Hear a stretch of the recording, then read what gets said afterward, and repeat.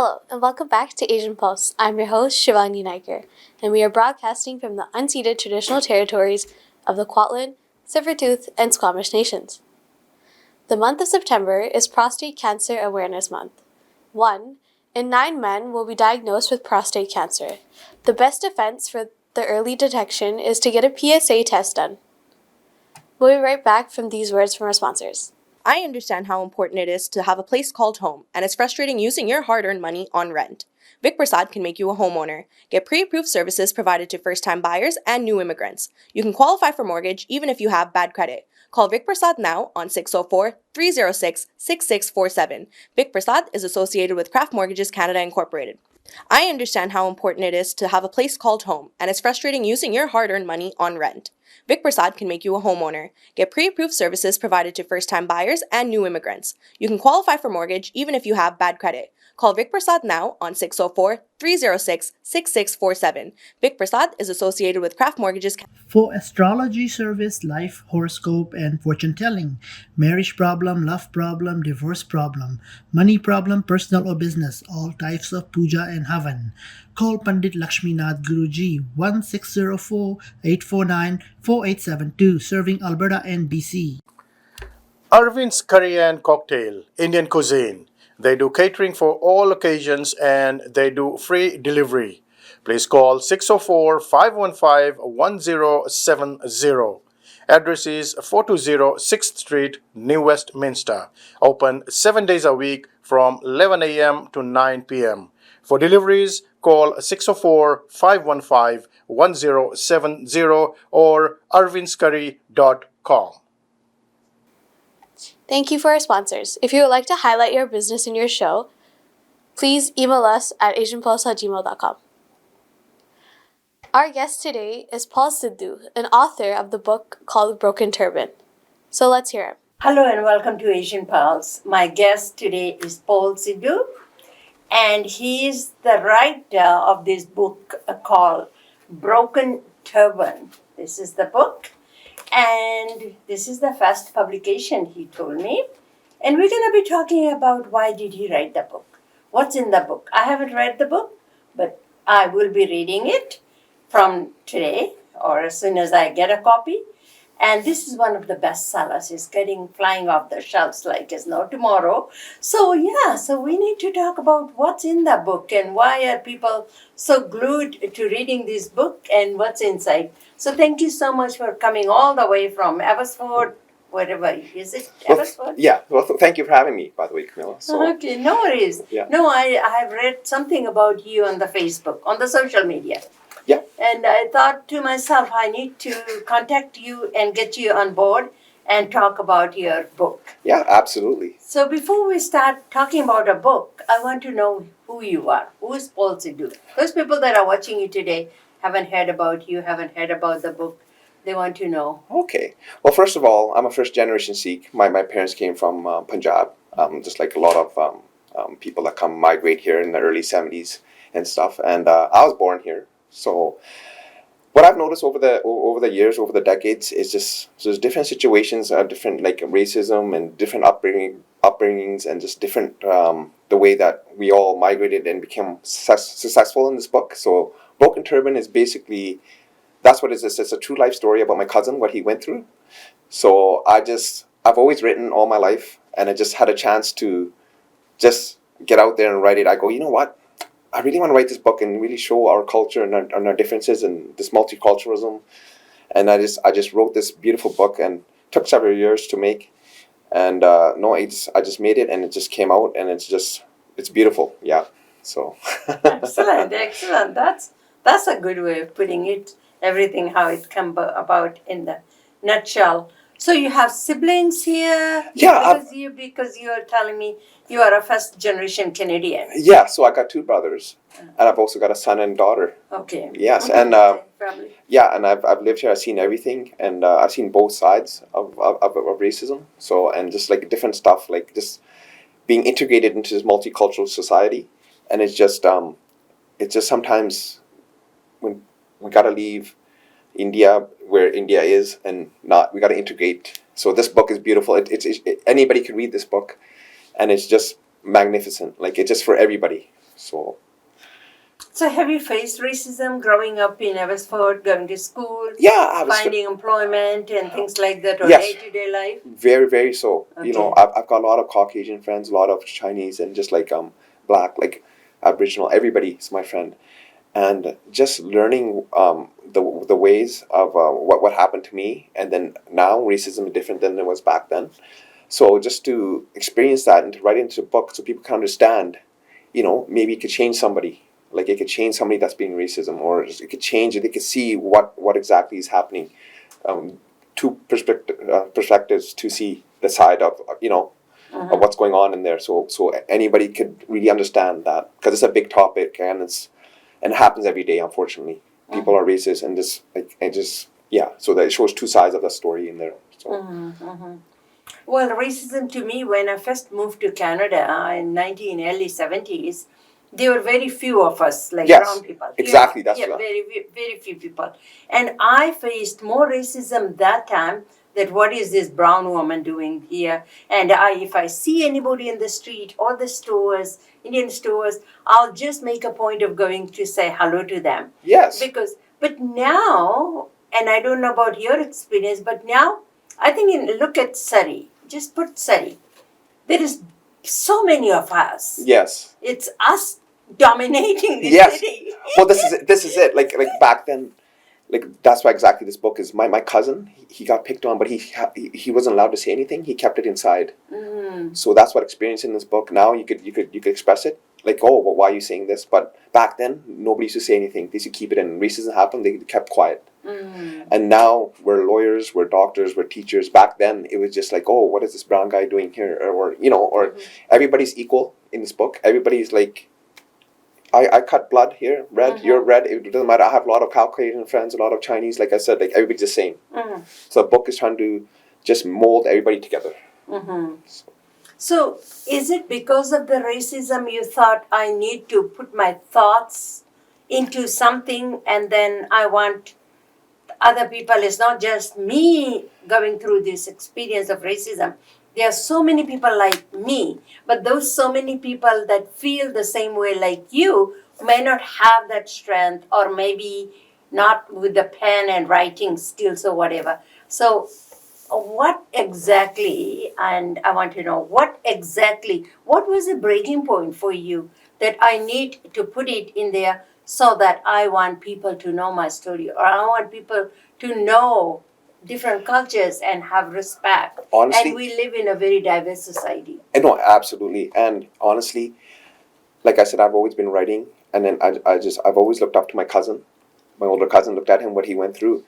And, I had some time on my hands and just naturally just came to me. I just started writing and I just couldn't stop. Okay. It was just something came over me. I could not explain it. So I don't know what it was, but it was just, I just wrote and I wrote and I wrote and I put this beautiful book together and it is flying off the shelves. People really understand it. And it's a really heartwarming story. It's got everything in there. It's got a little bit of education, a little bit of history, and it is absolutely amazing. Like this, and then that's what made me something just took over me. I just wrote it. So, like I say, I haven't read the story or book, or else I would have known where to start. So, in this book, there is the stories of your grandparents, the first migration or the first settlers. Yes. From Punjab, that they came and settled. Their experience of living in Canada. Absolutely. So, is it everything in the book and the second generation or third generation? Like your son is a third generation here. Yeah, so yeah, it kind of taps on that a little bit, like the third and the first generation, like the grandparents like in India and stuff, how they came and stuff. But it's mainly about my cousin, like what he went through, like during the time, like in the 70s, 80s, and 90s.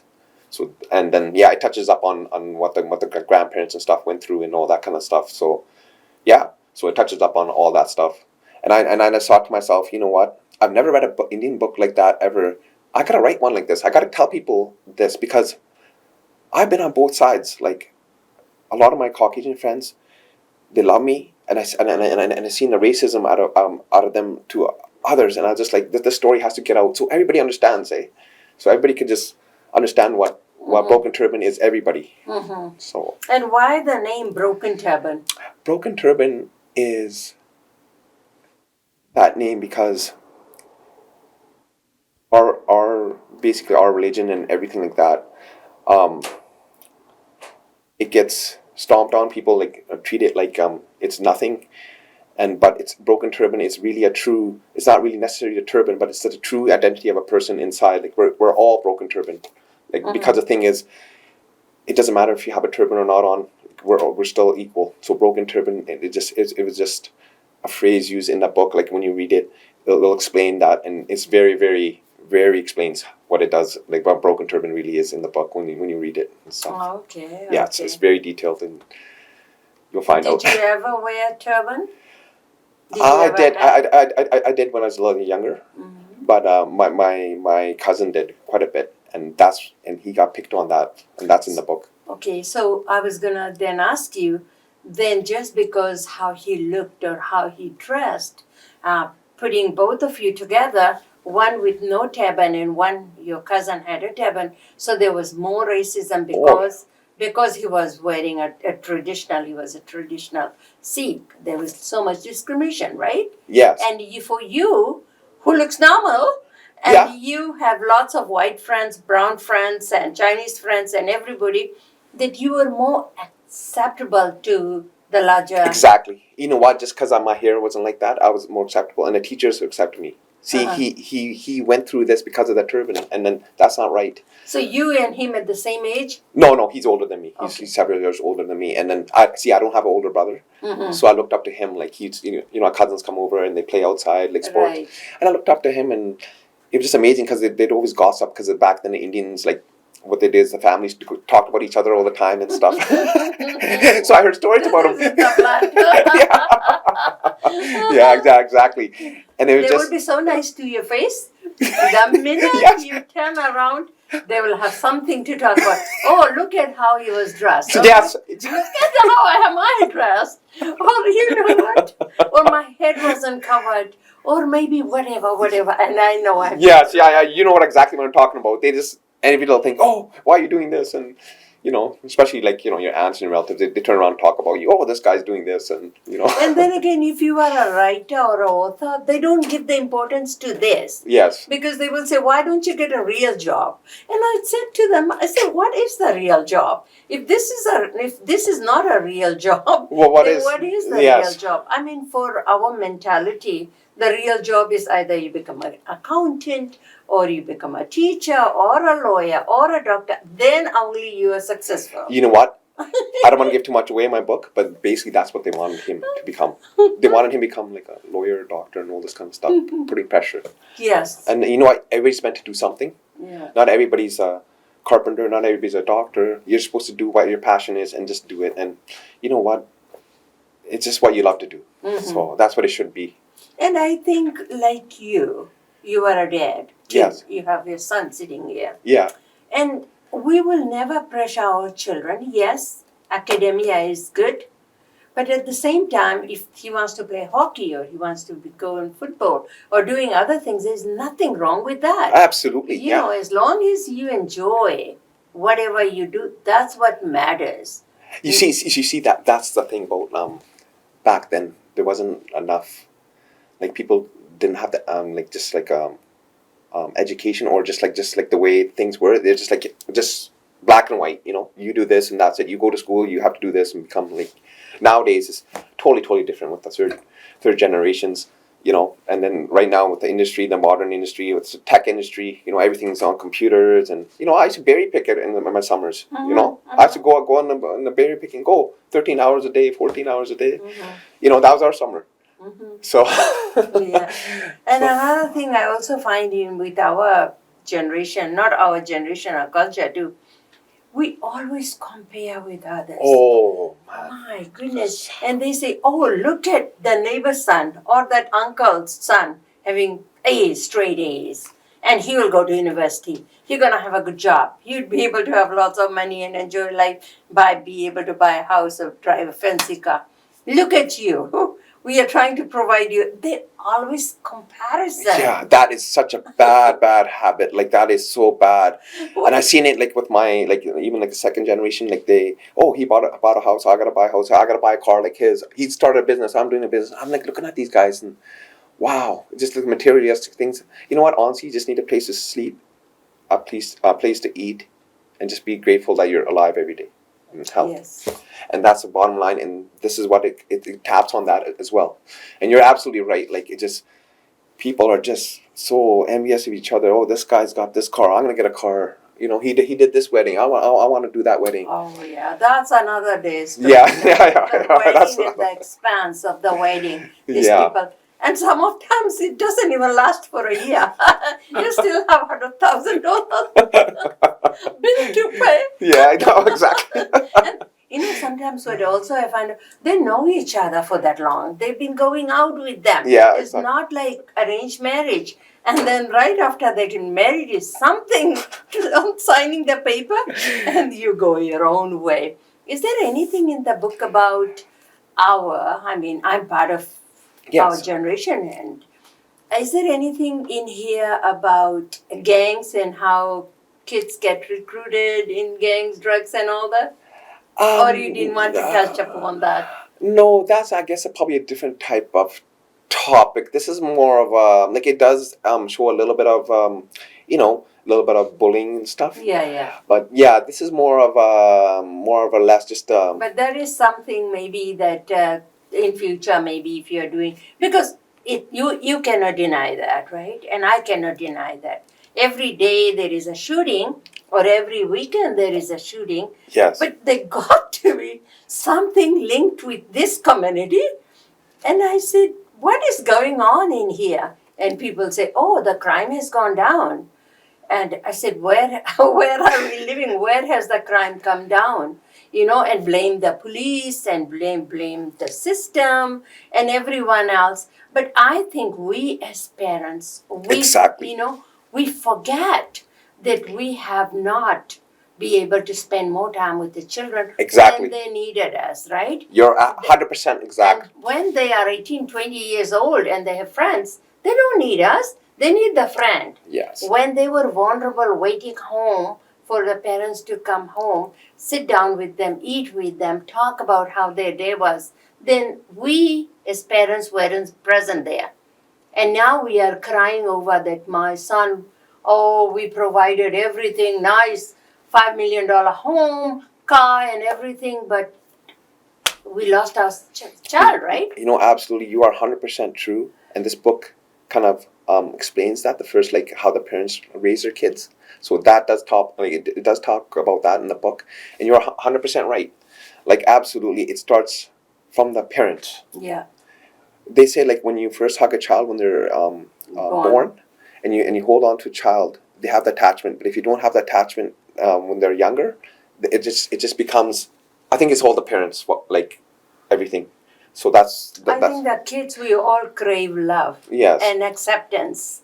And when we as parents or grandparents not be able to do that, and I am not from Punjab, but I am also, you can see me, I'm South Asian. People bring their grandparents in here as child care providers, or so that me and you, the parents, can go and bring more money and more money. Yes. And they are not there to raise our children, because it's not living in Punjab anymore, living in Fiji anymore. These children are very different. So we as a parents' responsibility to spend time with them and give the best that we have and not chase the dollars, because dollars will always come. You will never have enough, because even if you have 5 homes, you want to buy a 6th Yes. one somewhere else. It's never enough.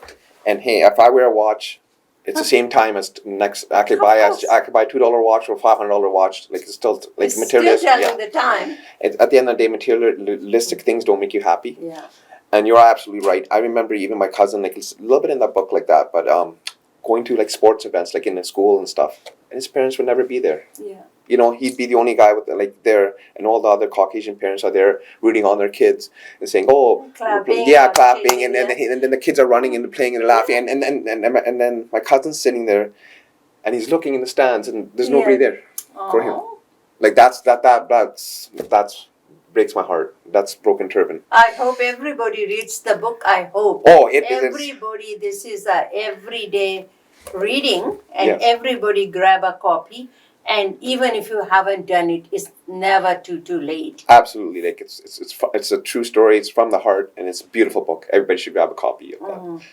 So, last question: if you have to talk to the audience, what would you say about the book? Well, I would say this book is amazing, and it hits home. Anybody could relate to it. Anybody that's grown up here, even like any new person coming from India, or even anybody, Caucasian person could pick it up and read it. It's got a lot of detailed stuff in there, and it's a beautiful book, and it's just amazing. Like you'll understand once you read it, once you get into it, and it's just a beautiful book. And you could get it at Indigo, Surrey, Langley, Abbotsford, Chilliwack, Victoria, and you could also Order online. on Amazon, Paul Sidhu Broken Turban. It'll come right to your house. Yeah, no, this book is absolutely amazing, and it's easy to read. It's Okay. not too complicated. It's not too long. It's very, very like I didn't want to put in like It's very, very perfect. It's not like And where it's a big. also, I'm looking at it very quickly. I'm browsing through. It's a plain language, which Yes. is so important. Exactly. You know, I mean, even if you are academia and all that, sometimes the language that we start using it doesn't make any sense to people. But I think plain and simple language is the best way to get to the people. Honestly, in English, I did not. I was bad in English, actually. see, anybody can write a book, and I want to say it's whoever wants to write a book, go for your dream, and you know what? Just go do it, and don't worry about what people say. Yeah. And that'd be amazing to have more of our type of people writing books and stuff like that. So that's what I want to do too. From this book, I hope I inspire somebody that could actually write another book like this. That'd be so beautiful. Yeah. Because it is just amazing. Like when you go into the stores and then people want your signature, it's just so good. Like I did a big book signing, people were lined up. It's just an amazing feeling. I've never had that kind of feeling. Like it just feels so good. Like my word is Yeah, getting. that people are interested. Yes. Yeah, what interests me, the broken turban. Oh, So absolutely. I thought, Beautiful I name. need to read the book and I need to get hold of you. Anyways, so with that, this is the book, and it's 195 pages. It's not very, very long. You can read it in 2 days, 3 days, or even if you want to take the whole week. So I think it's a coffee table book. Everybody need to get one and buy it. And thank you so much for giving up your time, coming, talking to our viewers and our audience. Thank you for having me. And I hope this book changes people's ways and lives and really understands, and for good, for the community. You know, we should all be loving each other, living in joy, peace. That's what this book's about. Thanks, Paul. Thank you so much, Camila. Thank you, Paul. Good luck with your book. Before we move on into our community events, we have a special announcement to make. Our Asian Pulse team would like to wish a very happy birthday to Mara Raj, who is turning 3 on September 17th.